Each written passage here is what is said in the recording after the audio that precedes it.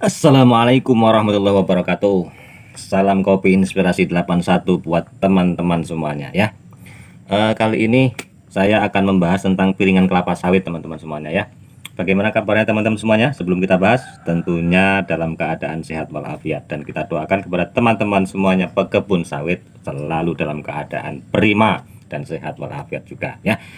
Baik teman-teman sekalian, kita langsung saja ke materi pembahasan, yaitu mengenai piringan kelapa sawit. Tapi sebelum kita membahas tentang bentuk-bentuknya dan manfaatnya, sebaiknya kita simak dulu definisinya seperti apa ya. Apa sih sebenarnya piringan kelapa sawit itu ya? Piringan kelapa sawit adalah ruang terbuka ya, berbentuk lingkaran yang berada di sekeliling pohon kelapa sawit ya, dengan berdiameter antara 3 meter sampai 4 meter ya. Kalau kita membuat piringan itu dengan jari-jari antara pohon dan piringan, dari pohon ke piringan itu 1,5 meter, berarti diameternya adalah 3 meter ya. Tapi kalau kita membuat piringan itu dengan jari-jari antara pohon dan piringan sampai piringan, batas piringan itu 2 meter, berarti diameternya adalah 4 meter. Nah, jadi seperti itu teman-teman ya. Itu definisi mengenai piringan. Nah, tujuannya apa sih teman-teman? Kok dibuat piringan segala macam di sekeliling pohon kelapa sawit itu?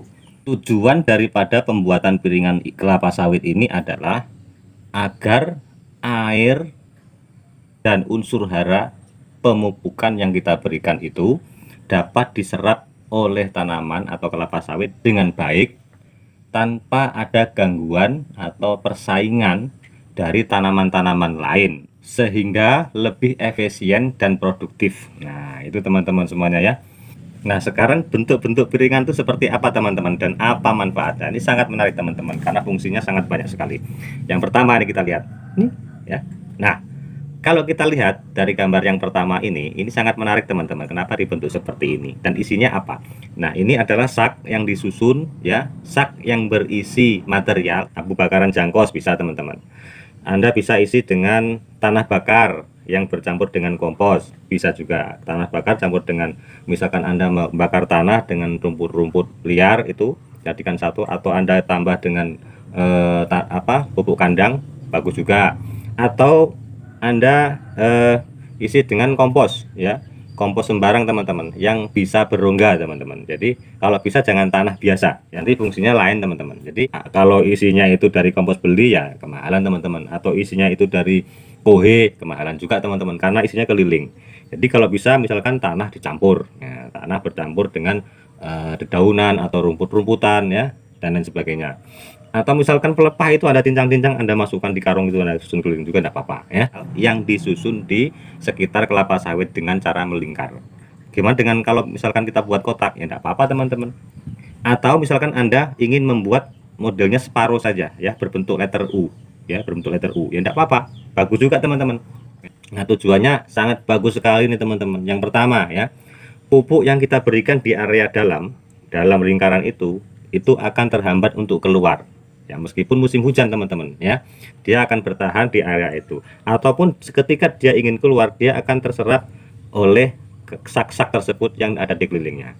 Nah ya, bagaimana dengan airnya, terjebak atau tidak? Tidak teman-teman, karena dia karung ya atau sak, maka isinya juga diisi yang bisa berongga ya, seperti kompos itu kan empuk teman-teman ya. Fungsi yang lain adalah susunan daripada karung-karung tersebut adalah menjaga kelembaban tanah di area sekeliling daripada pohon sawit tersebut.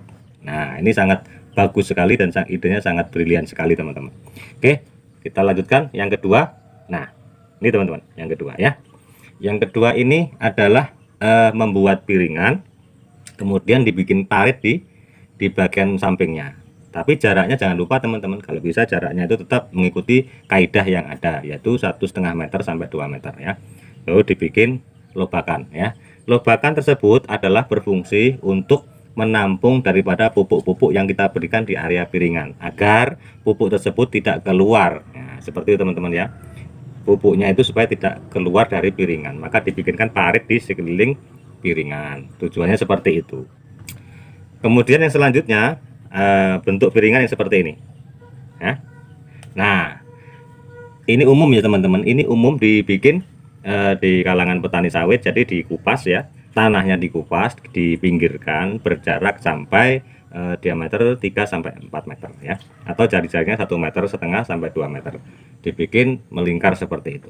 Nah, ini juga bagus teman-teman. Jadi umum seperti, kenapa? Karena di area piringan itu bersih, kemudian juga antara yang digaruk dengan yang tidak digaruk tentu lebih rendah yang digaruk. Ini juga memungkinkan pupuk yang kita berikan di area piringan itu tidak keluar ya, itu tidak keluar ya, tidak keluar ke rumput-rumput, tapi tetap ada di situ ya.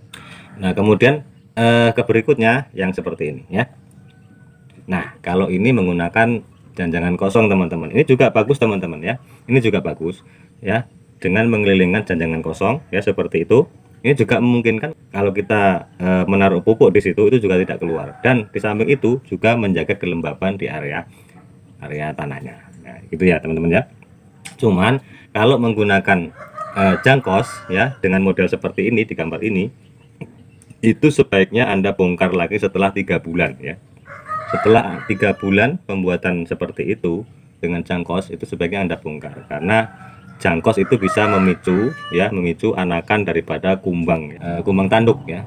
Karena biasanya jangkos ini kalau kita biarkan terlalu lama dan bertumpuk seperti itu menjadi sarang daripada kumbang tanduk untuk bertelur. Nah, itu teman-teman, itu bahayanya kalau kita menggunakan jangkos. Tapi tidak mengapa, setelah 3 bulan Anda bisa membongkarnya, diinggirkan menjadi pupuk ya di kawangan mati ya, bisa seperti itu. Nah, sekarang model yang seperti ini biasanya di piringan yang seperti ini dilakukan pada pohon yang masih baru tanam atau masih di bawah umur 3 tahun ya, 2 tahun ya. Itu dibikin piringan seperti itu. Ini akarnya sebenarnya belum begitu banyak sehingga masih berani dicangkul, teman. Masih berani dicangkul, kemudian dinaikkan tanahnya, diratakan. Nah, ini juga bagus teman-teman, memang harus seperti itu. Jadi masih gembur tanahnya, walaupun cuman digaruk, itu tanahnya masih gembur karena akar-akarnya belum begitu banyak, masih tanah murni ya, masih tanah di situ, masih topsoil. Nah, dari beberapa contoh yang sudah saya paparkan tadi, mana yang lebih bagus teman-teman?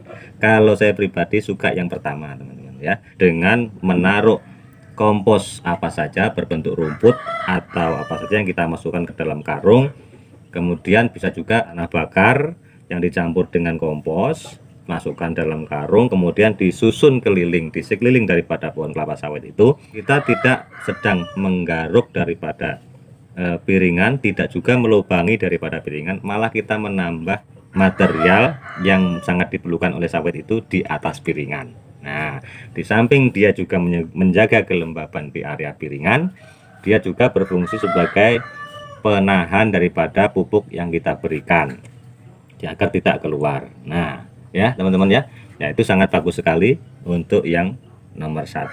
Oke teman-teman, sampai di sini perjumpaan kita, semoga bermanfaat buat teman-teman semuanya, semoga menjadi inspirasi juga buat teman-teman semuanya. Siapa tahu teman-teman semuanya ingin mencoba membuat piringan dengan di salah satu contoh yang saya berikan tadi. Oke teman-teman, sampai di sini dulu perjumpaan kita. Salam hormat saya kepada semua petani Indonesia, semoga sukses dalam menjalankan bisnis pertanian Anda dan lancar diberikan rezeki yang berlimpah. Assalamualaikum warahmatullahi wabarakatuh. Ngopi dulu teman-teman.